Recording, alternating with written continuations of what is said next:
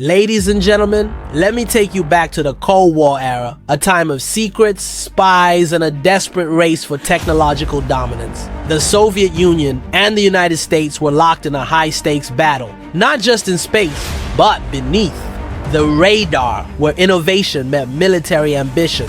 And in the depths of the Caspian Sea, the Soviets were hiding a creation so immense, so radical, that even American satellites struggled to comprehend what they had discovered. It was a leviathan of steel, a winged colossus that blurred the line between ship and aircraft. Officially, it was called the Lun-class Ekranoplan, but the world would come to know it by a name far more fitting: the Caspian Sea Monster. This was no ordinary vessel. It didn't sail, it didn't fly, it hovered above the waves, skimming the surface at breathtaking speeds of up to 500 kilometers per hour.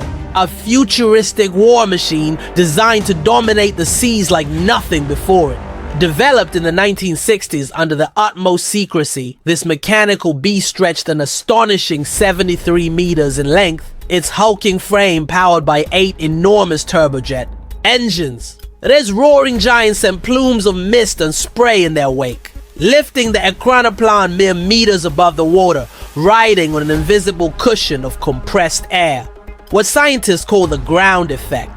It was fast, it was powerful, and most importantly, it was nearly invisible to radar, a ghost upon the ocean's surface. Why create such a marvel? The Soviet military had a vision, a weapon of unparalleled speed and might, capable of delivering soldiers, missiles, and destruction with terrifying efficiency. With its low-altitude flight, traditional anti-aircraft defenses struggled to track it. Naval forces were unprepared for an enemy that could appear over the horizon and strike within moments. It was a glimpse into a future that never was. A future where the seas were ruled by Ekranoplans. But this is only part of the story. The first Ekranoplan that American intelligence discovered was even larger than the Lun. It bore the letters KM on its tail, which stood for Korabl Maket, Russian for mock-up ship. But the Americans didn't know that. They saw this unknown machine and gave it a name that would stick forever: the Caspian Sea Monster. US analysts were stunned. Was it a secret bomber, a missile platform, a new category of war machine that defied classification? The mystery only deepened as they realized its potential. For years, the Caspian Sea Monster prowled the waters unseen, conducting military exercises, carrying heavy payloads, and demonstrating its shocking agility despite its hulking form. The Soviet engineers who designed it were inspired by the ground effect principle, a phenomenon that creates an air cushion under an aircraft flying close to the surface. Was this the future of war? Could anything stop it? The Ekranoplan's ability to fly mere meters above the water made it invisible to radar and sonar, allowing it to bypass enemy defenses and even sea mines. It was designed to strike fast and hard, armed with 6 anti-ship cruise missiles mounted on top of its fuselage. Had these Ekranoplans been produced in large numbers, they could have wreaked havoc on naval fleets before they even had time to respond. But as impressive as it was, the Ekranoplan had its weaknesses. It was a beast of calm waters. Its speed and agility were unmatched, but only when the sea was smooth. In turbulent waters, it struggled, unable to maintain its signature flight. Navigation was difficult, as Ekranoplans required enormous distances to turn. Pilots found flying within the ground effect zone exhausting, requiring intense focus to keep the craft steady. These challenges, combined with the enormous costs of production and maintenance, limited its potential. Then came the fall of the Soviet Union. The funding dried up, the vision was abandoned, and this magnificent war machine was left to rust, a relic of an empire that no longer existed. Today, the last surviving Lun-class Ekranoplan rests on the shores of the Caspian Sea, an iron beast frozen in time.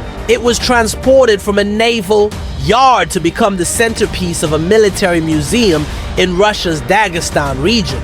But moving such a colossal machine was no easy task. To prevent it from getting stuck in the sand, engineers placed the Ekranoplan on giant air cushions that had to be pumped with air constantly as bulldozers inched it toward its final resting place. Before news of the museum spread, locals would stumble upon this mechanical giant on the shore.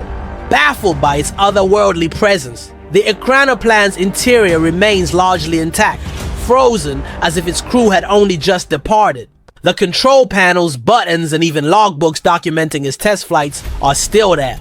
Some cabins still have pillows and mattresses, remnants of the time when this machine was a cutting-edge part of Soviet military strategy. As visitors climb aboard, they can glimpse the cockpit where pilots once guided this monstrous craft at breathtaking speeds, barely above the waves. But the Ekranoplan story doesn't end there. Even as the Cold War faded into history, the Ekranoplan continued to inspire. Engineers and military historians debated its potential.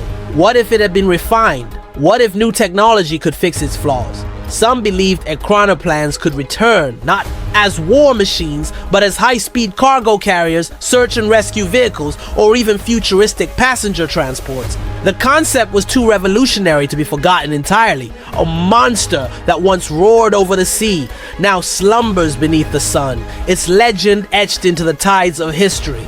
But what if the monster wakes again? What if modern technology revives this sleeping giant?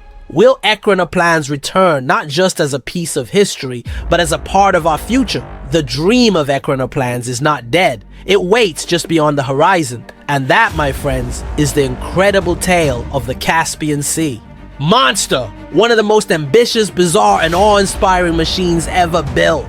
But this story is far from over. Will Ekranoplans rise again? Could we see these magnificent creatures take to the seas once more?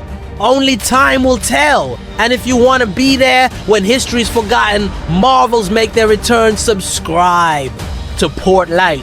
Stay curious, stay amazed, and stay tuned for more epic stories from the hidden corners of our past.